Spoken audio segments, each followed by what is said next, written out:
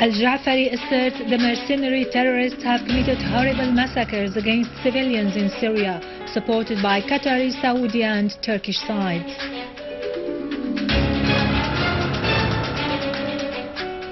Moscow accuses Washington, London and Paris of covering up for the terrorists who used chemical weapons in Al-Ghouta in order to summon foreign intervention.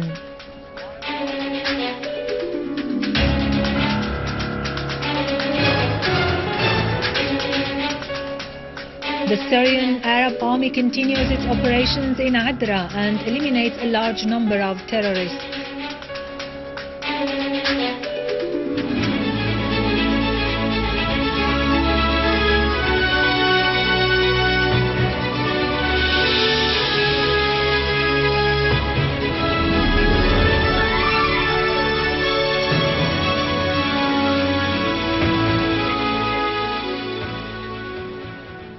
Good afternoon, ladies and gentlemen. I am Adra from the News Center in Damascus.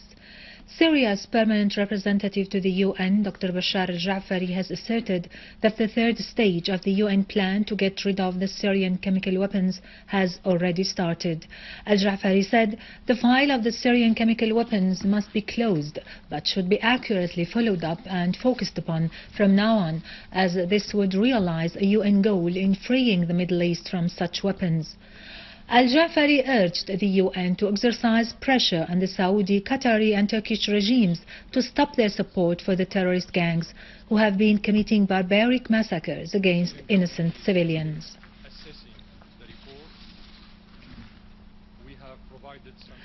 Russia's permanent representative to the UN, Vitaly Churkin, has accused Washington, London and Paris of doing their best to obstruct reaching the truth about the use of chemical weapons in Khan al-Assal. Following a closed session held by the UN Security Council, Churkin said Moscow has not heard from its partners at the international organization any evidence that refutes the use by the armed groups in Syria of chemical weapons, a thing that had been asserted by the international experts.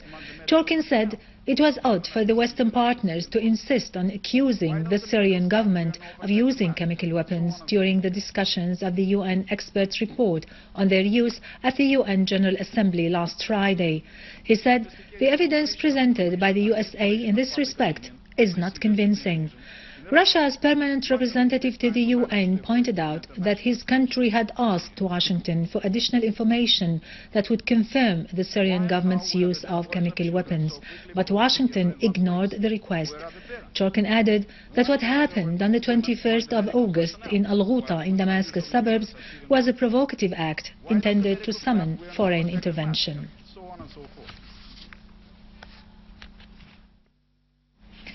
The Iranian Foreign Ministry spokeswoman Mardiya Afkham has reiterated her country's stand that calls for solving the Syrian crisis through political means and rejecting any preconditions for Iran's presence at the Geneva II International Conference on Syria. She pointed out that her country would participate in the conference if it was invited. In her weekly press conference today, Afkham expressed Iran's concern over the growing terrorism that is today threatening the world community as a whole. She stressed the need for the world community to work to solve this problem and to take unified steps to realize this objective.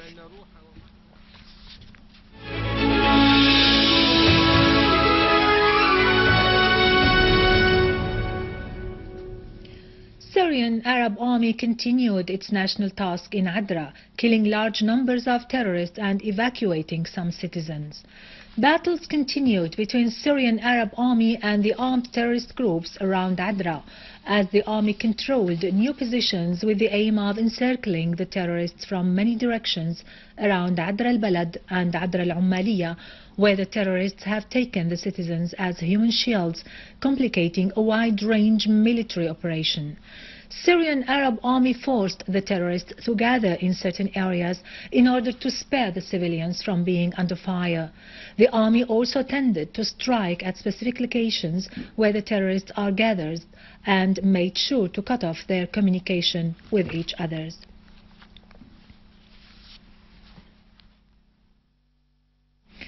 Syrian Arab army units destroyed today several vehicles for the terrorists loaded with weapons and ammunition, killing many terrorists and injuring others in a number of villages and towns in Hom's countryside. A military source said that Syrian Arab army eliminated armed terrorist groups that were trying to sneak into the villages of Al-Barghouthiyya and Arshuna in Al-Mukharram. Also, dozens of terrorists were killed and others wounded in the villages of Ad-Dar al-Kabira and Al-Ghanto. The source said that a Syrian Arab army unit destroyed several vehicles loaded with weapons and ammunition near the roundabout of Maslabat al-Ashtar and killed a terrorist group in the street of Stariko in Ar-Rastan. Wahhabi terrorism is not limited to murder, slaughter and vandalism, but a great part of it is aimed at destroying the human heritage. This is what has been happening in Ma'loula nowadays. A systematic stealing process of all the artifacts and ancient sarcophagi and crosses is taking place. The aim is commercial profit, as they are offered for sale. This has been reported by the Lebanese newspaper Al-Akhbar, which revealed that the thieves are communicating with brokers and smugglers who undertake to sell them outside Syria. The terrorists' fatwas also affected the ancient statues, depending on an ignorant, dark way of thinking which claims that the monuments that are the legacy of the successive historical civilizations in Syria are nothing but idols worshipped instead of God, and they should be flattened, such as the statue of Abi al-Ala al-Ma'ari, which was beheaded. Destruction also didn't spare the shrines and tombs of Prophet Muhammad's companions, such as the mausoleum of Ammar bin Yasir and Hijr bin Adi, as well as landmarks such as the giant tree of Atama, which is 200 years old and was cut off by the terrorists under the pretext that it would be worshipped instead of God. It is worth mentioning that the Department of Antiquities in Lebanon and Syria, in cooperation with the Interpol and other international organizations, has succeeded in confiscating 18 Syrian mosaic pieces on the border with Lebanon and 73 smuggled works of art that were up for sale by antiquity traders. People's Assembly Speaker Muhammad Jihad al-Laham has underlined the need to activate and coordinate the work of the Assembly's committees and benefit from the big potentials guaranteed by the Constitution to the People's Assembly to improve the services offered to citizens. During a meeting of the Public Freedoms and Human Rights Committee at the Assembly, Laham said, "The homeland needs the efforts of all its citizens, particularly the People's Assembly, in order to meet citizens' requirements." The Assembly Speaker pointed out that the committee is responsible for focusing light on the terrorist acts perpetrated by the armed groups, which violate citizens' public freedoms and human rights. He called on the committee's members to meet with the families and individuals whose freedoms and rights have been violated.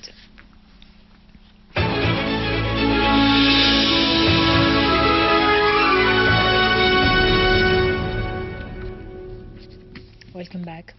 In Lebanon, a suicidal terrorist has detonated a car bomb between the towns of Sabouba and Wadi Musa on the road to Baalbek, causing injuries, while the Lebanese National News Agency said that a BMW car has exploded 2 kilometers away from one of Hezbollah centers in the area. The agency added that the initial information mentioned that the car was stopped by one of Hezbollah barriers, which was watching it. The blast happened either when the guards opened fire at it or when the suicide bomber detonated himself in the car. Finally, terrorism has gone beyond all acceptable standards and religions in Iraq, and now terrorists are trapping houses, shopping centers and establishments and detonating them with people inside. Terrorists of the Islamic State of Iraq and Asham have trapped 23 houses with their people during the past 2 days in Kirkuk, Al-Mosul and Tikrit of Salah ad-Din Governorate, as 1,411 houses have been exploded during the past 6 months, while 1996 Iraqis were killed and more than 3,000 were injured. On the other hand, security sources said that Al-Qaeda gangs were sexually abusing widows on the basis of wrong interpretation of Islamic law in Hamreen Mountains. Some of those widows left their homes and others went to police centers. With this, we end our news for today. Thank you for watching. For more details about Syria and the region and to view this bulletin again, you can always visit our website in English, syriaonline.sy. Now to latest business and market news with Nariman Qassam, but after a short break.